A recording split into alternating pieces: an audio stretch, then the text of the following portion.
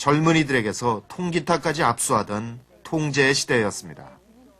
이른바 좀 파시즘의 기본 성격이 바로 그런 거예요. 아니겠어요? 그러니까 자기와 똑같은 사고를 하고 자기가 똑같은 방식으로 생각하지 않으면 모든 것을 다 적으로 돌리고 그러는 거죠. 가장 오른쪽 극단에 있는 사람의 시각에서는 자기 외에는 다 왼쪽에 있는 걸로 보이는 거고 거기에 대해서 공격하는 것은 일종의 뭐라고 할까 그런 의미에서 그건 일종의 맹목적 증오의 논리와 같은 겁니다.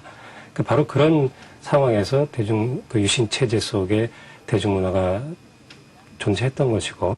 박정희 대통령은 저녁 7시를 위해 민족의 살기를 찾기 위한 특별선언을 발표하고 거짓말이야 거짓말이야 거짓말이야 거짓말이야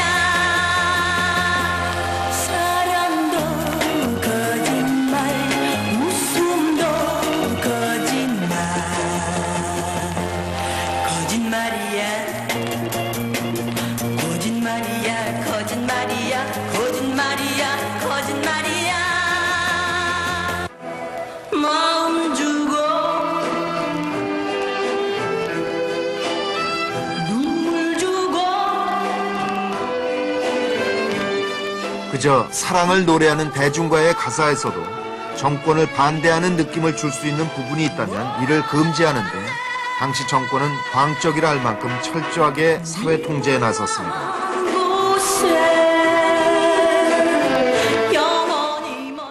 그 임은 먼 곳에가 일반 대중들한테 널리 유행이 되면은 통치권자는 임은 어디에 있느냐, 그때 임은 누구냐, 그것이 바로 유신과 더불어서 새로운 사회를 건설해 나가는 이 내가 또 우리가 임이 있지.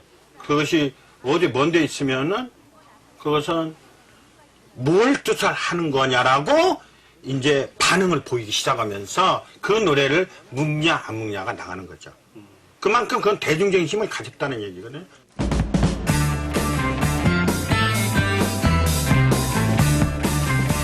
트롯을 좋아한 기성세대와 달리 젊은이들은 포크와 락 공연장을 중심으로 모여들었습니다. 공연장에서 젊은이들은 자기들끼리만 통하는 생각과 느낌을 나누며 새로운 문화를 만들어갑니다.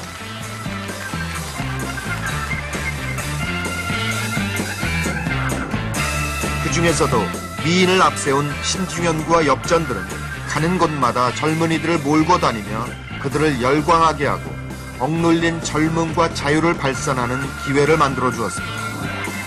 그것은 정권의 입장에서 보면 국가 기강을 해치는 불온한 집단 행동이었습니다. 이 노래는 어떻게 보면은 결코 검열당할 수가 없는 이상한 전파력을 갖고 있습니다. 입에서 입으로, 마음에서 마음으로 전파되어서 어쩌면 그 시대의 어떤 정말 진정한 진실들이 유포되고 또 그것을 통해서 사람들은 여론화의 어떤 그 기제를 만들게 됩니다.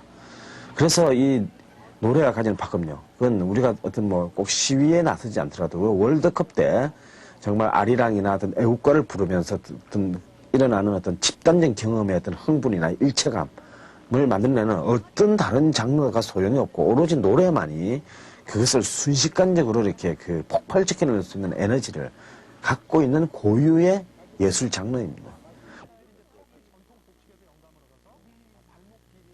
타임머신 타고 과거로 돌아간 듯 추억의 물건들 떼고 없이 자리구에 차고 앉았다. 그나마 영화 출연 나간 의상이 많은 덕에 평소보다 소품 창고안이 널찍한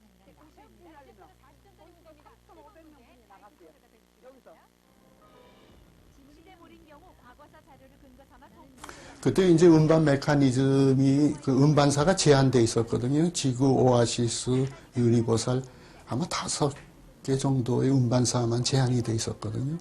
음반사들이 예를 들면 사회 저항이라든가 세계 풍자라든가 이런 가요 음반들을 음반사 자신들이 출반을 안 하려고 그랬고, 그래서 그 음반을 만들고 싶은 사람들은 아예 심의를 넣지를 않았죠. 그리고 심의하는 그 작곡가나 작사가들은 이미 그런 사회적 분위기이기 때문에 자기 스스로 심의를 해갖고 공연에야만 심의를 넣습니다. 75년 금지곡 사건은 가요계에 이루어진 분서갱유나 마찬가지였습니다. 이제 막 그 가능성을 보이기 시작했던 한국 대중음악은 그 싹이 잘리고 날개가 꺾여버린 것입니다. 우리의 대중음악은 다시 긴 암흑기로 접어듭니다. 사실 그 식민시대 때 한국 대중음악 역사가 탄생한 이래, 그리고 전쟁을 겪으면서 다시 미국의 대중음악 속에 자장 속으로 빨려 들어갔다가 드디어 이제 어떤 독창적인 한국 대중음악이라는 발걸음을 채 떼려는 순간에 다시 한국의 대중음악은 권력 집단에 의해서 굴종하고 순응돼야 되는 어떤 그런 그 수동적인 집단으로 변모당해야 했습니다. 이 이후에, 그리고 이어진 5년, 약 4년 동안의 기나긴 어떤 이 긴급조치 시대의 암흑기 동안 그 어떤 문화사적인 새로운 도전은 성공할 수가 없었습니다. 1979년 10월 26일 8년을 이어온 유신 정권이 궁정동에서 두 발의 총성으로 비극적인 종말을 맞습니다.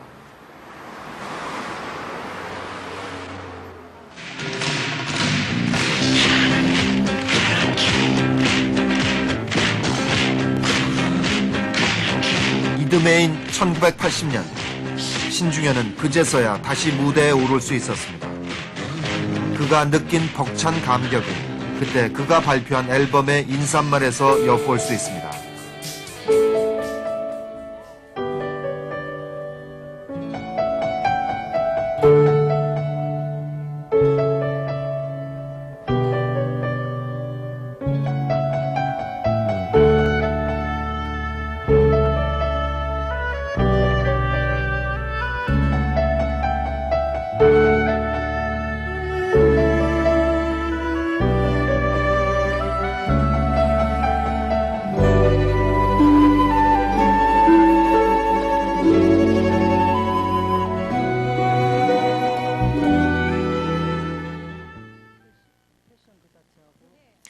그때로부터 다시 20여 년이 훌쩍 지난 지금, 이제 칠순을 바라보는 그는 얼마 전부터 300여 곡에 달하는 방대한 자신의 음악을 디지털로 옮기는 작업에 매달려 있습니다.